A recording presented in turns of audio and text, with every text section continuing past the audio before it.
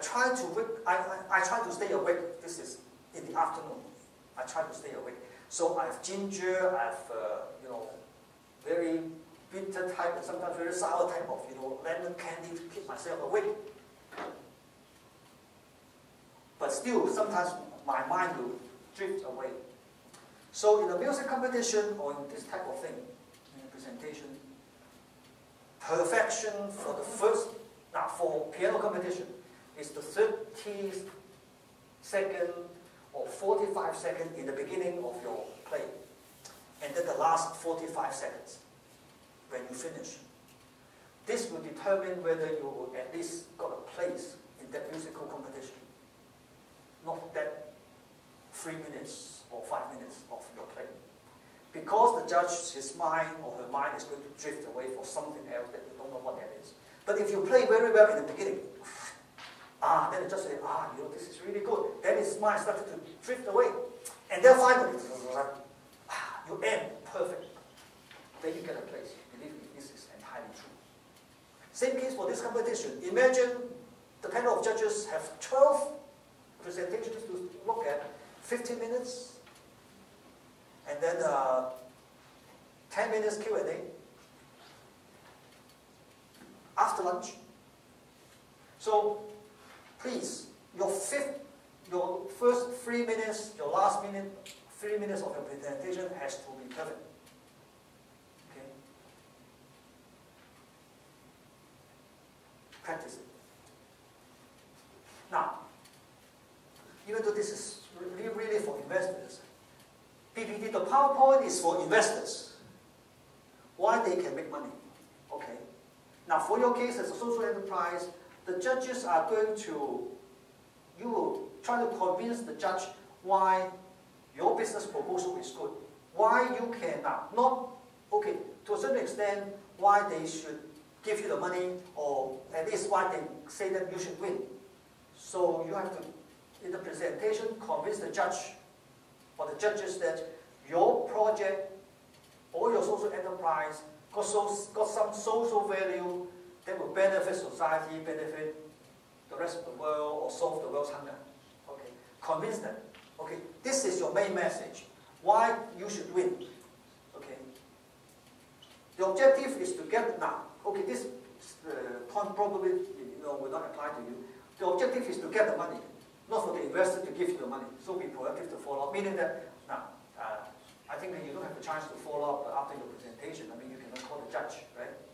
But for raising money, you can. For people interested, you can call them. You follow up. Very seldom will they call you. You call them, right? Murphy's Law I talk about. If there is anything that can go wrong, it will go wrong. Okay. Be prepared that things will not work. I've done it for myself. I have a thumb drive. In case the file gets corrupted, somehow it didn't send through to Chinese you, I have a backup. Right? In the past, I mean, before we have this computer and PowerPoint thing, when I go to a presentation using the transparency, I always at least have a few hard copies. In case it doesn't work or the light bulb of that transparency projector burns, I can still circulate a few copies that people can look at. Otherwise, I mean, what is the purpose for being there, right? I talk about use company email address, don't use your Yahoo or your Gmail or whatever. Practice your presentation. Okay? This is very, very important. Practice. I still remember back many years ago, I try not to tell you how many years ago, otherwise I'll sort of reveal my age, but so on. In my first public speaking representing the company, I think I practiced it using my little video, I mean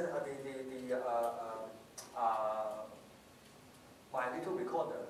I practiced it for at least 25 times to 30 times. I speak for about 15 or 20 minutes. For 25 to 30 times. And then I play it back, not for myself. I asked my wife at that time whether she knows what I'm talking about, whether it is clear. first ever public speaking. You really need to practice because you don't have a second chance in your presentation for your social enterprise challenge. Okay? The first time, you have to do it right. They never invite you again. If you fail, if things doesn't work, if the file is corrupted, wrong spelling, that's it. No second chance. Okay? So this presentation, lots of things are on psychology, a lot of things on presentation skills, so on and so forth. So I think this is my last slide. Yeah, that's right. Okay, so question and answer. I can entertain. Yeah. Okay, so thank you very much. What about the 1 minute approach? Oh, I have time for it. Do you have time for it? Okay, now. Okay, yeah, let's do it.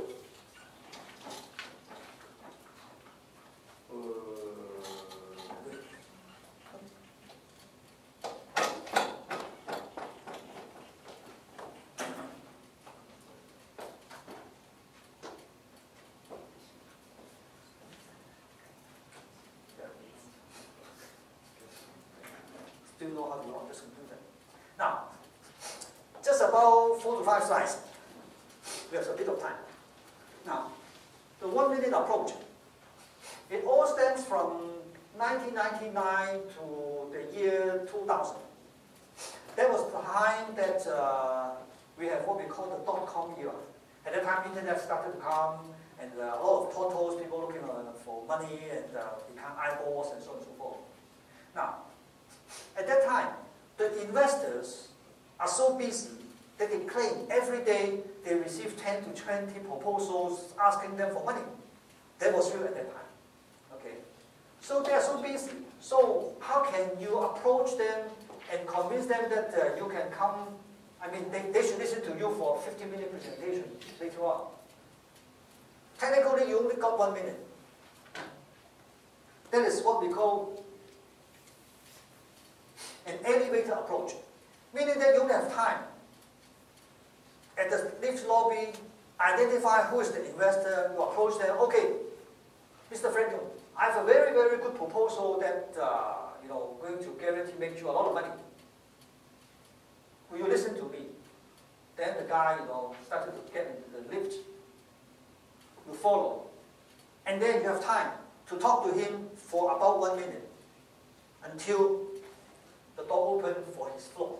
If he work on the 3rd floor, you are not lucky. If you work on the 45th floor, then you are lucky, right? You can probably get a minute and a half. But basically, in 1 minute, you tell people your proposal, why they can make money, and then that's it. Now, the elevator approach to attract investment. Now, this is the same case for you. I mean, probably not applies for the social enterprise. But there may be some networking area, networking time before, during the break or afterwards that you mingle with the other judges. Or if you say in the future to run your own business, say you ask your mother or father or your uncle for some money to start your business. Okay, as your father and mother, they will happily, hopefully, sign a check for $500,000 so you can start a business. But still, it would be nice if you can convince them that you really mean business. You have a bit of a plan. You can tell them at least in 1 minute during your dinner table why they should give you the $500,000. Big unresolved market problem.